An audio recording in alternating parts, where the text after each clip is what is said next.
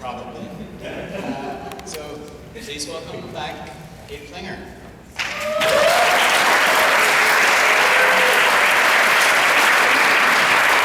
Stay with me. Don't leave me. Okay.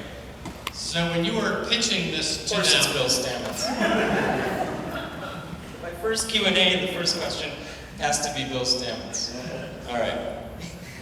Sorry. when you were pitching this to them and sketching out the design of it, is there any kind of a documentary about a filmmaker that they were thrilled that you were not going to do? I don't think we had that discussion. I don't know how to answer that. Were they tempted to sort of co-direct it with you? Oh yeah, in that sense, sure. Benning especially. We had a few email arguments. Like I said, oh, it'd be cool if we went to visit some of Rick's old shooting locations. And he said, movie locations aren't real life.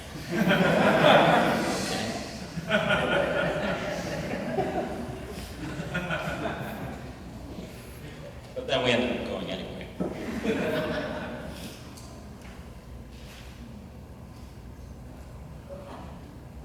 I mean, I could regale you with anecdotes all night, but I mean, it's very hard to direct two of your heroes. And of course, I was wishing for more direction, but at the same time, I mean, they were so natural and everything. I mean, I did direct them. Ed Krause, whose hero is on the set, he can attest to that. Once in a while, I would interrupt them, and I would say, well, let's take it in this direction, or let's take it in that direction. And sometimes they would go with it. Sometimes James would just look at me and go, you idiot. Affectionately, of course. All right, we got one over here. Hey Gabe, it's Brad Bishop. Hey! How much was your intuition, by the way? Well, I was gonna say, as a former student of yours, I'm curious, the subject matter on this, like why was this your first directorial debut as a student of yours? You know, I had Gabe as aesthetics of cinema at Columbia College, one of the smartest people I've heard talk about films, and I'm just curious, why did you throw the ball now? It started off as a conversation, and when French television got involved, then it became a movie. So it wasn't even going to be a movie, it was just going to be me and Rick and James sitting around talking in Texas for a weekend. And it occurred to me, I thought, well, it could be cool if I brought a camera along and we taped it. And I told the producer this, and he took it to another producer, and they said, well, why don't we do it for this great TV series called Cinéma de Notre Temps, Cinema of Our Times. And I thought, well, that'd be pretty cool, sure, let's do it. And I didn't know what I was getting myself into, really. I mean, even a little movie like this, you really, really have to be obsessively motivated to finish it, as every documentarian in here knows. Is Zan Aranda, is she here? Hey Zan. Is Dan Rybicki and Aaron Wickenden. They know that you have to be just this obsessively motivated to finish anything, right? I mean, you should just, once you commit to a project, that's going to be your life for a while. And so it turned into my life for the past 5 months, which is not a long period of time at all compared to some other docs. But that was just, okay, we're going to do it this way, then I have to do it this way, and oh my God, here I am planning this, and oh my God, here I am shooting this, and then, uh-oh, I have all these bills I have to pay. And so thank you to so many of you for contributing to our campaign. And then actually you have all this material and it's there, and then you have the responsibility to put it together in a hopefully entertaining and original way, and the audiences are going to respond to it. And then, you know, and in a way, because of that whole process, I felt I had a responsibility, not only to the audience members or future audience members who were already supporting us, but to James and Rick, who were such great guys and who opened up their lives to me. So I hope that explains it. Hey, Is that Rob Christopher? yes. Isn't it great when you know everybody in the audience?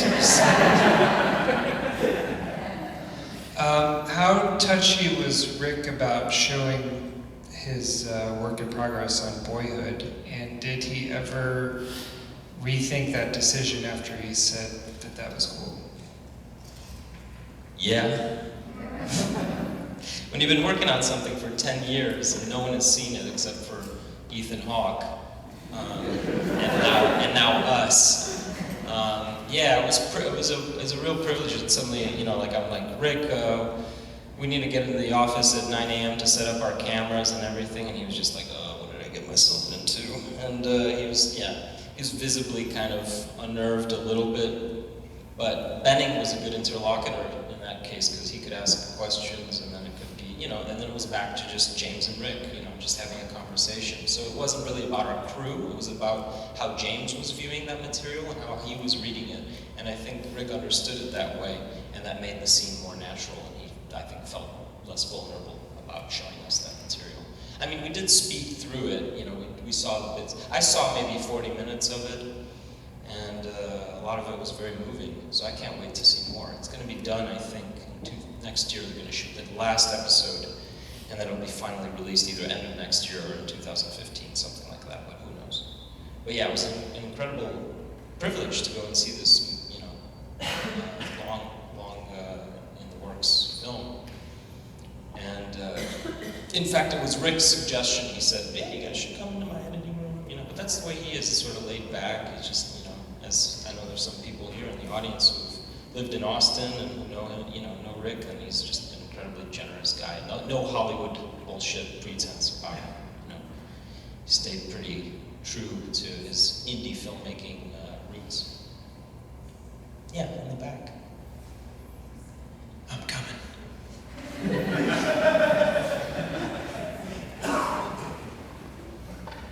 I'm curious about the editing decisions with James's work, since he's so known for these extended, and he's obsessed with the time in his work, and so to see these glimpses from quite a number of films, I'm curious about your choice of the particular excerpts and the time, and particularly the conversation with James about that. He was very open.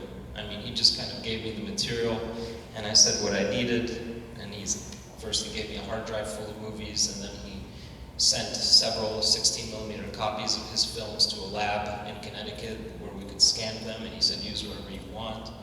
And I think he was very open to that. Of course, it's very difficult, when you have a director who shoots sometimes 10-minute, 13-minute long takes, or even an Easy Rider, a recent film of his, I think there's even like a 20 or 30-minute take of just a river.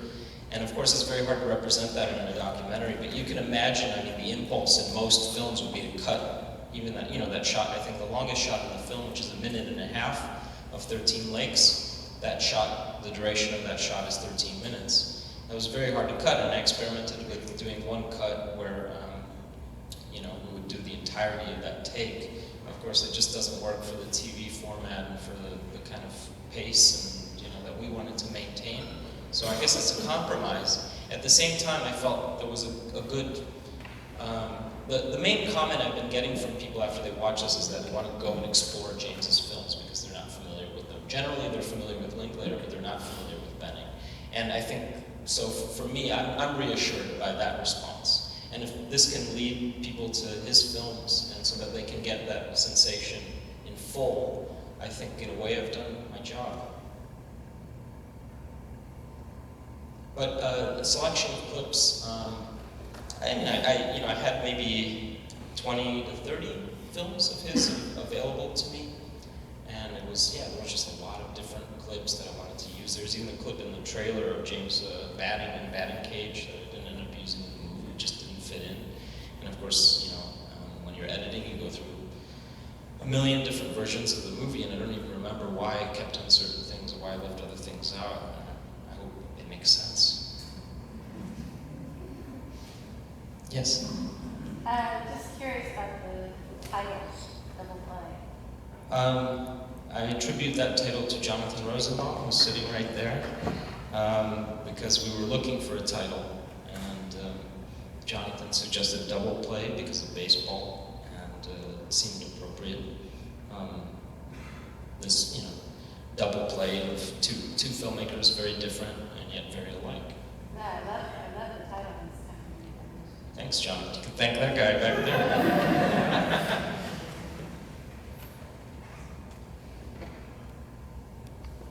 Ted Martin. Hi, Gabe. Hey. It's interesting to see how it's a very natural film and activity for you to do, given what you've done and the scholarship you've done. As with all filmmakers, certainly, we learn things from doing films, as well as scholars. There's a beginning of the research. And yeah, I'm curious, can you talk about that? Sort of what maybe new insights that you have into these characters, and then probably the whole production process itself obviously has affected you, but it'd be interesting to hear your thoughts on it. Everybody who is involved in film should try it. I think it's unnerving. It can be humiliating. It can be really powerful. I don't know, I had a crew of about 12 people, give or take, depending on the day, and to be able to direct those people, and I got along with everybody. I'm generally a very social person, so I think that worked. But I was terrified. I think I called a bunch of people. I know I called my friend Zan. I called on my first day of shooting. I think I called my mom. I said, "This is really happening. What do I do now?" Or I could talk to my friend Rafi Pitts, who directed a film in this series on Abel Ferrara, quite a different filmmaker than these two. And I said, "What do you do? What's the first thing that you do the first day of shooting when you get the whole crew together?" And he said, "You open a bottle of champagne and you just look around the room and you thank everybody for being there, and have a toast and go off into the unknown." And that's sort of what we did, except my producer in Texas, he said, "Nah, some of these rednecks here, we don't really, not rednecks, roughnecks." Man, we get in trouble. Some of these are roughneck crew members, they don't really drink champagne, so we just bought Lone Stars. And we had a bunch of beers, our first pre-production meeting, and but it was, I guess it felt a bit like teaching a class in a way, because you're in front of people, you have a responsibility, you have to project your voice. John Ford, I think that's how he got his first job directing, is that Carl Lammel at Universal Studios said, "Hey, that guy can yell loud, let's hire him to make a movie." So you learn all the particulars which are going to be very useful on the next one, and I hope there will be a next one, because it was a very positive experience. Critically, I haven't begun to assess it yet. I think it hasn't all kind of sunk in, so check in with me in a few months. Yeah. Watching the film, I kept thinking about Blue Jasmine, Woody Allen's latest film, and about the themes that were in Blue Jasmine, about memory and reinventing yourself and seeing yourself at one point in time and then looking at yourself at another point in time. And then I was shocked to see that that you actually used a sequence from Blue Jasmine in your film. Wait, no, you mean before midnight? I'm sorry, before midnight. Yeah. Thank God, because I thought I wasn't hoping to be invoked in the same sentence with Woody Allen. Who I like in his earlier stage, but before midnight, absolutely.